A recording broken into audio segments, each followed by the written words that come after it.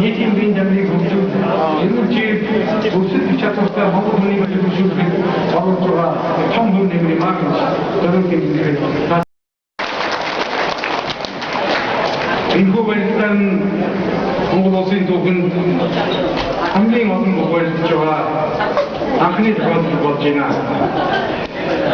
Монгол Үндэсний холбооны бүхий холбооны дэглэм хэлээ 6200 хүчит бүх барилгаас цугларлаа. Уйгурын Монголын хаан байгуулсан төгсгөл. Moнгол